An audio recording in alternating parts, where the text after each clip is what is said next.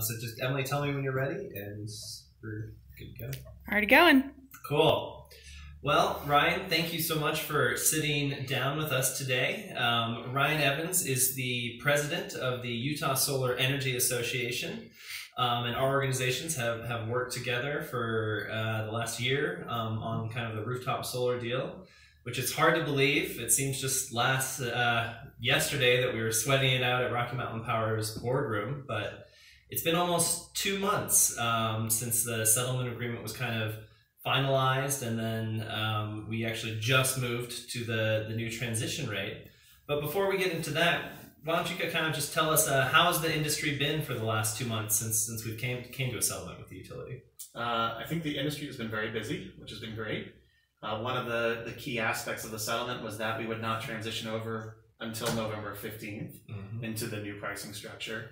And so simply the fact that people have the opportunity to go back to so many customers that have literally been sitting on the fence waiting to see what happened with the Public Service Commission and with this docket. They sat on the fence for that long, making sure that when they were to invest, that their investment would be protected. And that's what I think the majority of the last several months that have, I want to say, was well above 6,000 net metering applications were received over the last 2 months. I know 4,800 in the last 14 days alone of the former pricing structure for net metering. That 4,800 is a huge number in itself, and then think, you go 2 months before, and I can't remember what those numbers are, but so many customers were eager to see what happened, and now they've rushed to it. They said, okay, we want it now that it's going to be protected, and obviously the industry had to react, and they were actually able to get as many of those applications in as possible. Right. Yeah, no, the numbers have been absolutely crazy, and I think we've been talking to our supporters, and we've been encouraging them to get out and try to get an agreement finalized. But November 15th has passed. We are in the new world, the transitional rate structure.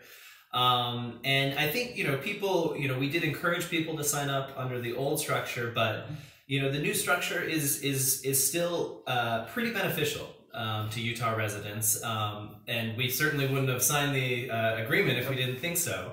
And so maybe you can kind of just give a general overview of what the new transitional structure kind of looks like. Happy to. So realistically, this is a pretty good deal for Utah residents, considering what we could have had, given what Rocky Mountain Power tried to suggest. I guess they did suggest last November.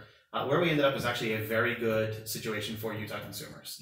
So one of the best parts about the deal that the next however many customers come in over the next, say, 2 or 3 years, they have essentially 15 years of guaranteed pricing. Right. And before this deal, we never had any guarantee of how customers would be treated in the solar industry. Solar customers could have been subjected to monthly charges from Rocky Mountain Power, reduced rates at any given time. And now anyone moving forward is going to have up until the end of 2032 to be able to really price out their return on investment. And I think that's a huge deal. And the ability to know that, okay, for every bit of exported energy, it's worth 9.2 cents per kilowatt hour. And without getting too clunky, that's not a bad thing either, because it's very close to retail rate. So we're doing pretty good, and at least we know the value of that export credit for the next 15 years. And then the protection that's there now, again, unheard of before, the ability or the inability of Rocky Mountain Power now to go back to any solar customer at all and try to impose new fees, new pricing structures, new rates, whatever that may have been. Those kind of discriminatory charges is very beneficial. And of course, the last part, which I think is probably the best part of the whole thing, all the energy that you use within your own home or business that you actually produced on your roof, they don't touch. They can't penalize that. It's worth whatever the value is of the energy that you're producing because you're using it right in your own home. That alone is a beautiful thing because it sets a precedent going forward of this is something good where Utahns can act responsibly by generating their own power, use it in their own home, and not be penalized for it. Right.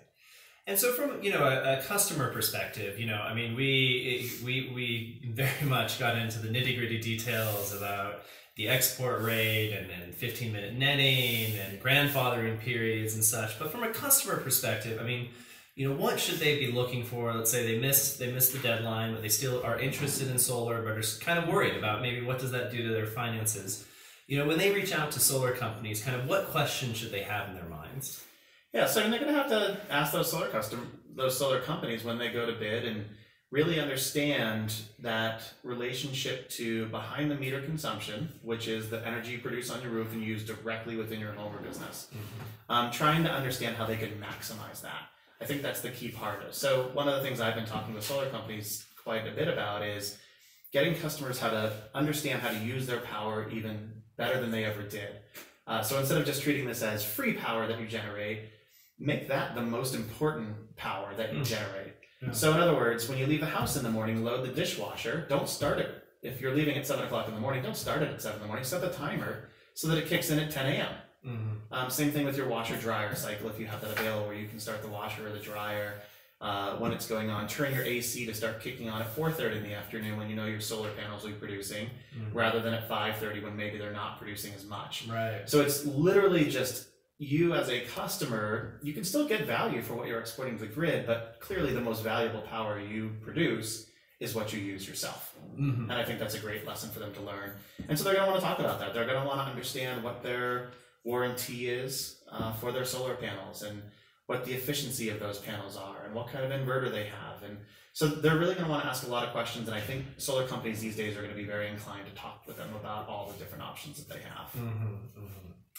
Well, moving from the kind of the customer perspective, let's kind of talk about the state of the industry. We had this rate structure for a fair amount of time, and it really allowed the industry to grow and thrive in Utah. What kind of questions are companies asking you? How obviously we're very just new to this new rate structure, and so we might not have all the questions answered. But how has the industry been reacting to the settlement? And moving forward, what kind of questions are they asking? And will they be able to continue kind of hiring at the pace they have? Will they continue to be able to grow at the incredible pace that they've been growing? Right, great question. Honestly, as you look at the industry, I think we grew so fast over the course of 2015 and 2016. That pace alone would have been very difficult to keep up, just because there's only so many customers in the state of Utah. It's still a relatively small state comparatively in terms of population base. So none of us expected that type of trajectory in terms of jobs and economic activity to continue at that same pace. With the filing last year by Rocky Mountain Power, it definitely slowed the industry. Some people laid employees off, some froze their hiring processes. And I think at this point we are going to enter a world where it's going to probably stay relatively flat with a little bit of an uptick in jobs. So we probably lost a little from the 4,400 or so that we had in the state at one point. But we'll probably still hover around 4,000 jobs, at least for the next year or so as we transition into this new rate structure. Economically speaking, I think companies are going to continue to do really well.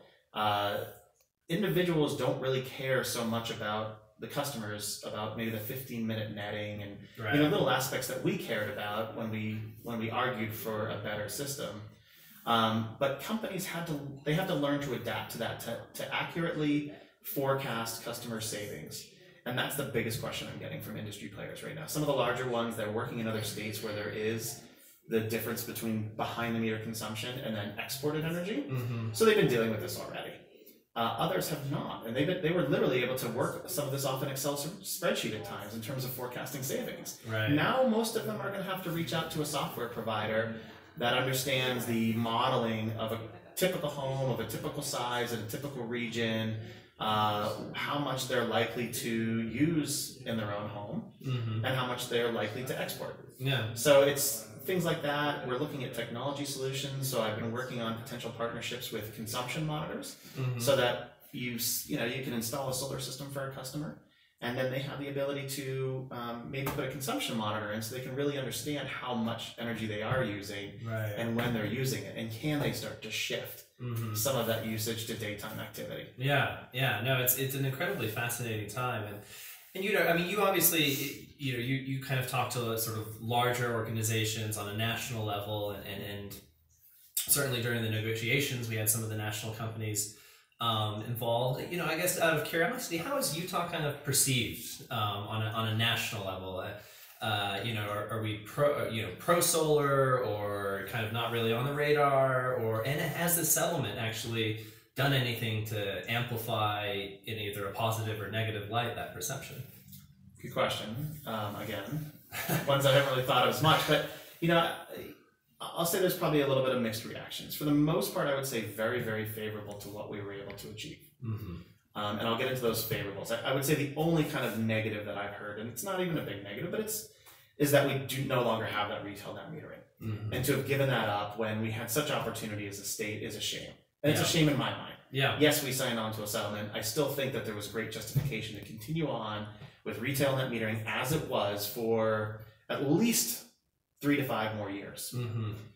However, given that we were in a situation where we probably had to give that up at some, just political realities. Yeah. Oh yeah. I think people understand, okay, lots of other states have already made a move.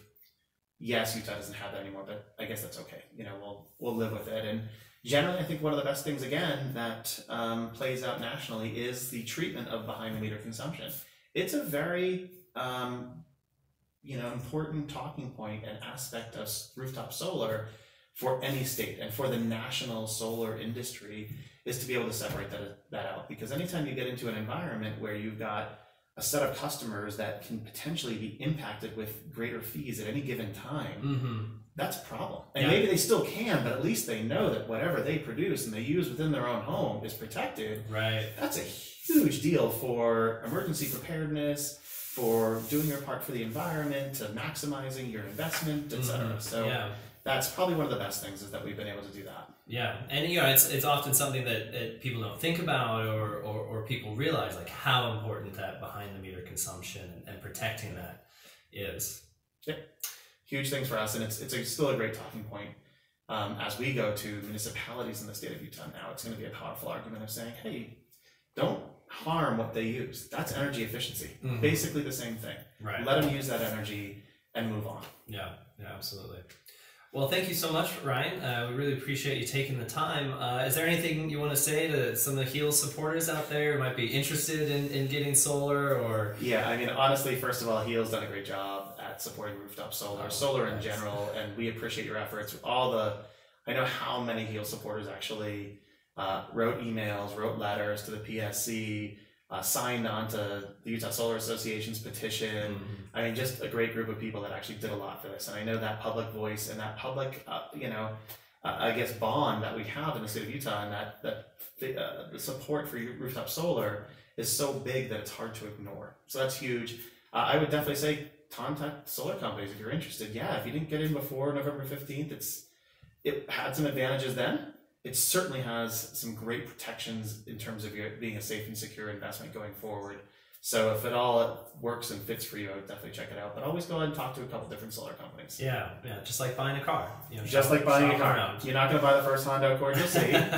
One might have a sunroof, one might have leather seats. You might get a different discount here. Exactly. Go shop it around a little bit and see what some of the different solar companies have to say in terms of their thoughts on how solar could save you money in the future, and you can do your part for the environment. Absolutely. Well, thanks again for coming on, and I should say that the Solar Association has been an amazing development for Utah. Ryan, really, you kind of got thrown into the fire.